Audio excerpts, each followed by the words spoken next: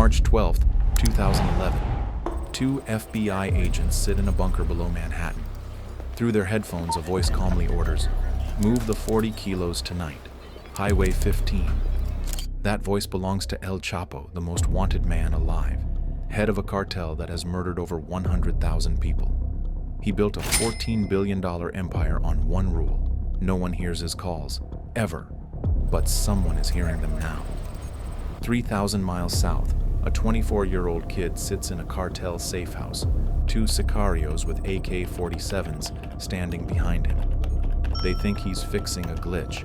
He's actually routing every word El Chapo speaks directly to the FBI. If they find out, they won't just kill him, they'll dissolve him in acid while he's still breathing. But here's what makes this insane. This kid didn't hack the network. He built it. He made El Chapo invisible to every agency on Earth. For 2 years, he sat across from the most dangerous man alive, sharing coffee, smiling, knowing one slipped word meant a machete to the throat. How did a college dropout become El Chapo's most trusted man? And will they ever know of his betrayal? 2008. The Mexican drug war is bleeding bodies across Sinaloa, Chihuahua, and Durango. The DEA is intercepting shipments on a weekly basis, and Joaquin Guzman knows exactly why. His phones. Every burner cell, every satellite line, the feds crack them all. Wiretaps have already sunk 2 of his top lieutenants, Arturo Beltran Leyva and Ignacio Coronel Villarreal, and put a 3rd on the run. El Chapo's patience has snapped. He needs to vanish from the airwaves entirely. He needs a communications network no agency on Earth can penetrate. Here is where Christian Rodriguez appears. He's not a cartel soldier or a veteran smuggler. He's a 21-year-old Colombian with gel-spiked hair, wire-rimmed glasses, and a laptop bag slung over one shoulder. A college dropout who launched an IT consulting firm in Medellin because corporate work bored him to tears. A cocaine supplier friend named Jorge Cifuentes passes his name up the chain to Sinaloa. Within weeks, Christian receives an offer delivered by men who carry guns and don't accept no. Build El Chapo a ghost network. Make the Sinaloa cartel invisible. Christian starts with servers. He rents data center space in Canada, neutral ground, strong privacy laws, minimal cooperation with US agencies, and registered under shell companies with fabricated names and routing numbers. These servers will funnel every cartel voice call and text message through encrypted tunnels, stripping metadata and scrambling content with AES 256 encryption, the same standard used by intelligence agencies worldwide. To any surveillance system, the traffic looks like meaningless digital noise, impossible to decode, untraceable to Mexico. Next, Christian distributes custom hardware, modified Blackberries, and ruggedized Nokia. E71 handsets loaded with proprietary VoIP software he coded himself. Each device connects exclusively to the cartel's private servers. No cell towers, phone companies, or records. But what about the mountain hideouts and jungle labs where cell signals die against the terrain? Christian flies to Colombia and personally installs concealed Wi-Fi transmitters atop remote ranches and cocaine processing facilities scattered through the Sierra Nevada de Santa Marta. He daisy chains the signals across ridgelines, creating a clandestine intranet spanning hundreds of kilometers. A boss in Mexico City can now call a lieutenant hiding in the Colombian highlands, and the call bounces through Christian's private infrastructure without ever touching a public network. El Chapo has his own internet. He is the only subscriber. The results arrive fast. By mid-2009, Sinaloa's communications vanish from every surveillance grid. DEA wire rooms go silent. Agents who once tracked burner phones in real time now hear nothing but static and dead air. El Chapo is delighted beyond measure. He starts calling Christian "my computer" and pays him $500,000 in cash, delivered in a duffel bag by an armed courier. Rival cartels catch wind of the system's effectiveness and reach out quietly, offering lucrative contracts to build similar networks. Christian declines everyone. A single client is more than enough when that client can have you skinned alive, dipped in acid, and dissolved without a trace for disappointing him. If you've ever wondered how a criminal empire actually operates in the 21st century, this is the blueprint. Not through muscle alone, but through infrastructure so sophisticated that law enforcement can't even prove it exists. And if you're finding this story as gripping as I think you are, hit subscribe now, because the betrayal at the center of this network is about to unfold in ways you won't predict. By 2010, Christian Rodriguez has become indispensable. He is the only person who fully understands the architecture. When a server hiccups at 3 a.m., El Chapo calls him personally. The pressure is suffocating. Every bug Christian fixes is a life preserved, specifically his own. Then he slips. Late 2010, Christian forgets to renew a critical software license. The encryption falters. For 72 hours, the ghost network goes dark, forcing Chapo's lieutenants onto ordinary cell phones. Panic spreads through the organization. A furious supplier named Jorge Cifuentes phones Christian directly. "You are responsible for this system always working. Understand?" Christian hears the threat beneath the words. He's seen what happens to people who fail El Chapo. Shallow graves and acid baths are the most chill options. He fixes the license and resolves never to sleep soundly again. But while Christian fortifies the network against technical failure, a different kind of threat is forming 3,000 miles north. The FBI has noticed encrypted traffic pinging anonymous servers in Canada. They can't read the content, but they can trace the architecture. And one name keeps surfacing in informant debriefs: the Colombian kid who handles tech. Agents begin assembling a file. They don't want to arrest Christian Rodriguez. They want to recruit him. What does it take to flip a man who works for the deadliest cartel on the planet? And will Christian betray them? October 2010. Christian receives an intriguing offer. A Russian organized crime figure wants to meet him in Manhattan. The Russian needs a secure communications network, something like what Christian built for Sinaloa. The money is excellent. Christian is cautious, but also quietly flattered. His reputation has spread. He agrees to the meeting and slips into the United States under cartel protection. Imagine the scene: a young technician in a hotel bar near Times Square, expecting to discuss encryption fees with a foreign client. Instead, two men in suits approach showing their badges. Before Christian can react, he's escorted through a side door and into an unmarked sedan. The Russian mobster never existed. The FBI has been hunting him for months, and they've just sprung their trap. In a gray interrogation room, agents lay out Christian's options.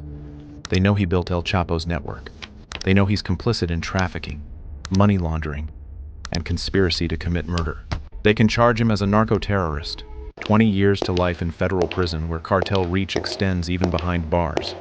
Or Christian can cooperate, help the FBI penetrate the network, bring down El Chapo from the inside, and walk away with a new identity and a future.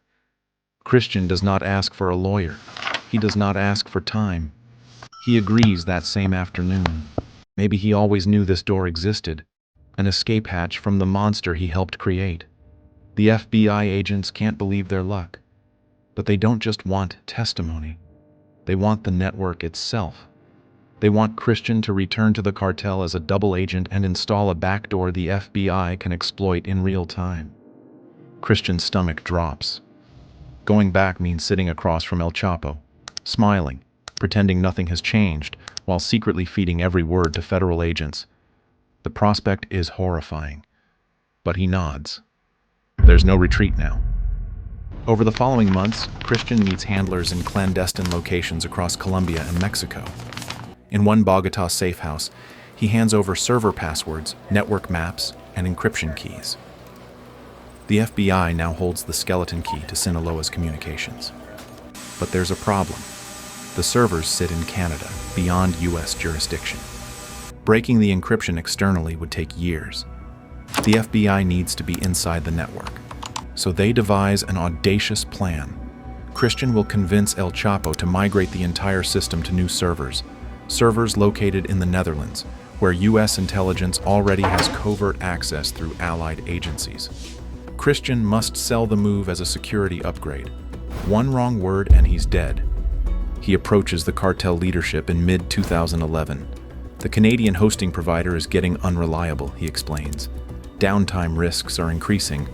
A Dutch data center offers faster connections, better encryption, and more storage. We should migrate before someone catches on. El Chapo hesitates, but Christian has never failed him. The kingpin greenlights the switch. Christian confirms the date with his FBI handlers. Agents in The Hague prepare a mirror server rigged for interception. In Mexico, Christian loads a laptop with FBI-modified code. He boards a plane knowing that the next time he touches a keyboard, he will be committing treason against the most violent criminals on Earth. Can a lone engineer outmaneuver a cartel in real time? And if they notice, what can they do to Christian? Midnight. A guarded safe house on the outskirts of Medellin. Rain drumming against corrugated metal roofing. Christian sits before two monitors in a cramped back room, code scrolling across both screens in green text. The air smells of cigarette smoke and gun oil. Outside the door, a sicario named Flaco paces the hallway, AK-47 slung across his chest, gold chain glinting against his neck. He's been assigned to watch the IT guy, making sure nothing goes wrong. On one screen, Christian is logged into the Canadian servers through an encrypted SSH tunnel. On the other, the Dutch servers await, secretly pre-configured by FBI technicians to mirror every packet to a listening post in The Hague. Christian announces to the guards behind him, "Starting the security upgrade now. System might lag for a few minutes. Don't touch anything." They nod and light fresh cigarettes. Everyone trusts the IT guy with nerd stuff. Christian's finger hovers over the enter key. His throat is dry. This is the point of no return. Then, he initiates the transfer. Terabytes of voice data, chat logs, and encryption keys begin streaming from Canada to the Netherlands. A progress bar crawls forward.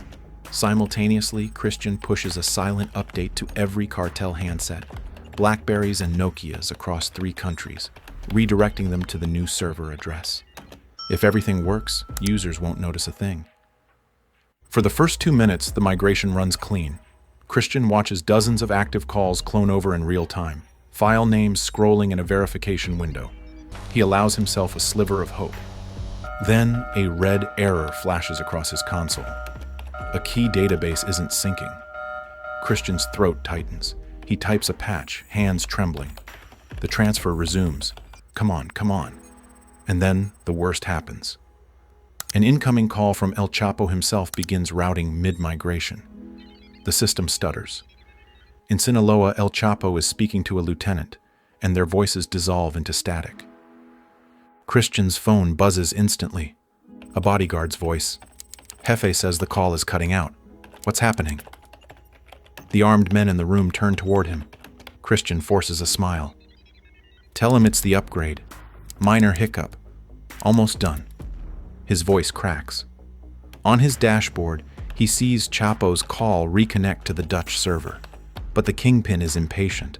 A message appears from Chapo's handle. Christian, what's happening? Christian has seconds to respond before suspicion hardens into certainty. He types, "New firewall, Jefe, stronger encryption, call quality back to normal now." Then the line stabilizes. Chapo grunts, irritated, but satisfied. The hiccup lasted 20 seconds. In a New York office, FBI agents exhale. They heard the crackle and assumed their mole was dead. Finally, a green notification pings. Migration complete. Christian runs a test call. Perfect clarity. Upgrade successful, he announces. A guard claps him on the shoulder. Good job, nerd. They have no idea. The FBI now has root access to the Sinaloa cartel's most guarded secrets. In The Hague, a hidden tap duplicates every packet. In New York, servers begin filling with crystal-clear recordings of cartel phone calls. After years of silence, Uncle Sam is listening to everything. Christian slumps in his chair, drained. He just pulled off the digital equivalent of swapping the crown jewels for a forgery. But as adrenaline fades, dread replaces it. Now he must live with this secret. Every morning he will wake up, look murderers in the eye, and pretend he hasn't betrayed them. How long can you play tech support for the devil before getting burned? With the network compromised, intelligence floods FBI offices from New York to Mexico City like water from a broken dam. Up to 200 encrypted calls pour in daily. Shipment coordinates specifying exact weights and rendezvous points. Assassination orders naming targets by nickname. Bribe negotiations with police commanders and politicians whose names would shock the public. Agents build cases in secret, careful not to act too quickly or too broadly. If the cartel senses a leak, Christian is dead within hours. And Christian is still at his post, trapped in a nightmare of his own engineering. By day, he troubleshoots login issues for killers and drug lords, walking them through password resets with a steady voice, explaining encryption settings with patient clarity. By night, he meets handlers in shadowed parking lots and cheap motels along the Medellin-Bogota highway, passing flash drives loaded with intercepted calls and handwritten notes pinpointing code words the cartel uses for cocaine shipments, execution orders, and payoffs. The psychological damage accumulates like scar tissue. Every time his phone buzzes with a message from Jay, El Chapo's contact alias, his pulse spikes and his vision tunnels. Is this it? Has he been discovered? The recordings force him to witness horrors he never imagined. One afternoon, hunched over his laptop in a safe house kitchen, he listens through earbuds as Chapo calmly orders a public execution. Make it loud. I want people to see what happens. He specifies the method, a message carved into the body afterward. On another intercepted call, Christian hears a man screaming in the background as interrogators extract information through methods that make his stomach lurch. The call lasts 11 minutes. The screaming never stops. He built this network to protect these men. Now he maintains it to destroy them, absorbing every atrocity in between while pretending nothing has changed. You might expect exposure to daily violence to harden a person. Instead, it's breaking Christian apart from the inside. He stops sleeping more than 90 minutes at a stretch, his mind replaying intercepted conversations in a loop. He starts seeing sicarios in every shadow, even when alone in his apartment, checking closets, peering behind shower curtains, sleeping with a loaded pistol under his pillow. He loses 18 pounds in 4 months. His hands shake so badly at one FBI check-in that he drops the memory card twice while trying to pass it over. Hang in there, the handler tells him, voice low. Just a little longer. You're doing great. Christian nods. Inside, he's screaming into a void that no one else can hear. El Chapo, meanwhile, grows suspicious. By 2012, too many shipments are getting intercepted under strange circumstances. The kingpin orders his inner circle to hunt for a rat, and, ironically, he turns to Christian for help. I want you to install spyware on my people's phones, Chapo instructs. My lieutenants, my wife, my girlfriends. I need to know who's loyal. Christian's stomach drops. The boss wants him to conduct a mole hunt, while the mole stands right in front of him. He has no choice but to comply. Over the next weeks, Christian infects dozens of Blackberries with FlexiSpy, commercial surveillance software that lets Chapo monitor calls and texts remotely. Then Christian immediately hands those credentials to the FBI. The betrayal now has 3 layers. The lieutenants believe their network is sacred. It isn't, because Chapo is spying on them. Chapo believes the spyware protects him. It doesn't, because the FBI sees everything he sees, including private messages from his wife, Emma Coronel, and his mistresses. The cartel's digital fortress has become a hall of mirrors, and Christian built every reflection. The pressure ratchets beyond endurance. Chapo expects to uncover a traitor among his men any day now. He reviews intercepted messages with Christian at his side over breakfast, grumbling about disloyalty, pointing at screen names and demanding explanations, never realizing the real traitor is sitting 3 feet away, sharing his coffee, watching him scroll through stolen data. Christian nods at appropriate moments, heart hammering against his ribs, smile frozen in place like a mask he cannot remove. By late 2012, the strain has carved itself into his body. He's lost 22 pounds. Dark circles hollow his face like a skull pushing through skin.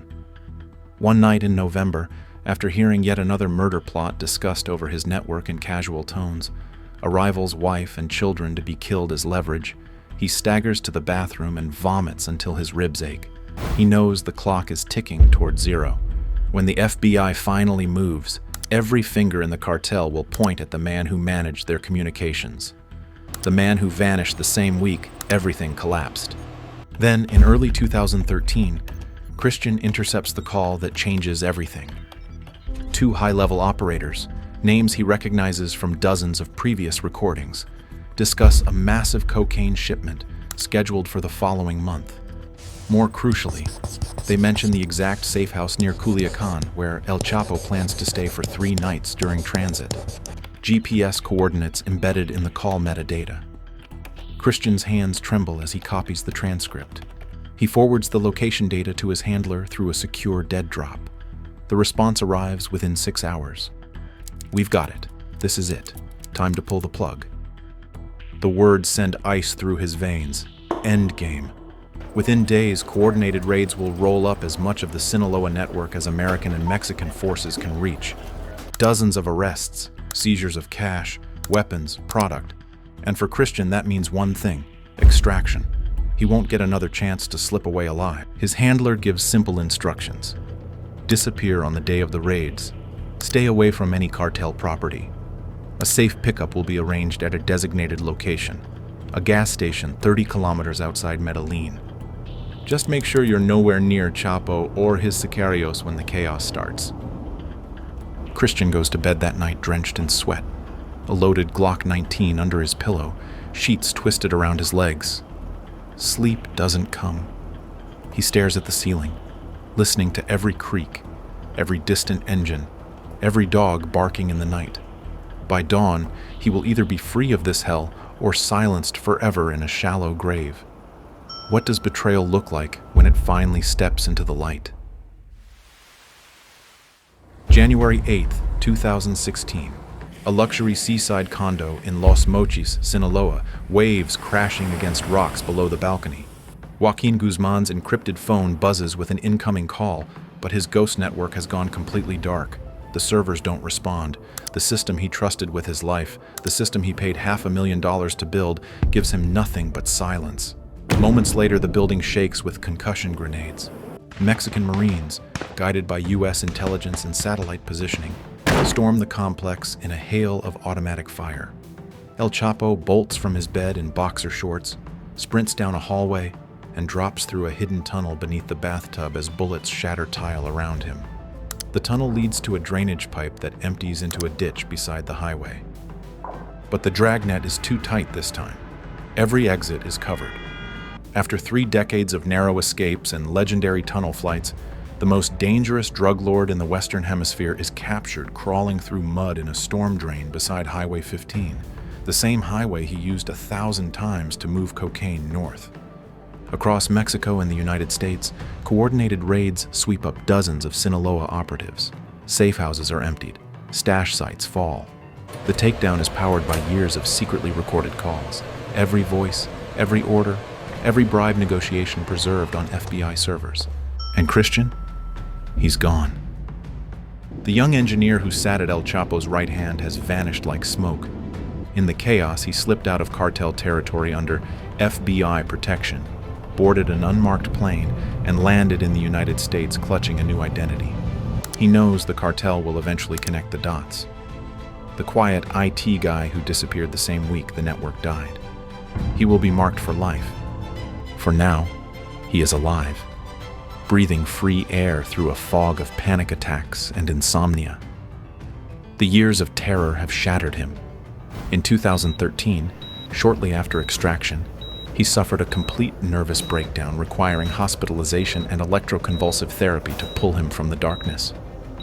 The FBI guards his identity obsessively. Even courtroom sketch artists are forbidden from drawing his face. Fast forward to February 2019, Brooklyn, New York. The trial of Joaquin El Chapo Guzman dominates headlines worldwide. Inside a packed federal courtroom, prosecutors begin playing something extraordinary. El Chapo's own phone calls, crisp and clear. The jury hears the kingpin's high-pitched voice arranging shipments, joking about arming his toddler daughter, negotiating bribes with Mexican officials. The once untouchable boss shifts at the defense table, visibly unnerved. He recognizes these voices. One of them is his. Then the courtroom doors open, and Christian Rodriguez, now 32, wearing a suit and tie, walks to the witness stand. The tension turns electric. El Chapo locks eyes with the man who engineered his communications empire, the quiet kid he paid $500,000 to keep his secrets safe. In that instant, Guzman understands. The ghost that destroyed him wasn't a rival boss or a DEA technician. It was his own computer guy. Christian avoids eye contact. In a steady, soft voice, he recounts how he built the network and how he helped the FBI hijack it from within. Prosecutors play intercepted calls as evidence. Chapo ordering executions. Chapo discussing cocaine logistics. Chapo mocking the authorities who would never catch him. The jury watches the defendant's face as his own words bury him. After decades of seeming invincible, El Chapo is utterly exposed. No tunnel can dig him out of this courtroom. In February 2019, the jury convicts him on all 10 counts. Months later, a judge sentences him to life plus 30 years at ADX Florence, the federal supermax in Colorado, a concrete tomb from which no one has ever escaped. Christian Rodriguez vanishes again, absorbed into the U.S. Witness Protection Program with a new name and a closely guarded location. He will spend the rest of his life checking over his shoulder, knowing a vengeful cartel would pay millions to learn his whereabouts. The man who built the Sinaloa cartel's phantom communications is now a phantom himself. In the end, Christian traded his identity for his life. He outsmarted the most dangerous criminal organization in the Western Hemisphere and erased himself in the process. The invisible network he created led to El Chapo's downfall, but it also dissolved the engineer behind it. Christian Rodriguez got his freedom. He will just never be Christian Rodriguez again. If you want to see what happens when someone betrays an organization even more powerful than the Sinaloa cartel, watch how one NSA contractor exposed the biggest surveillance program in history and became the most wanted man in America.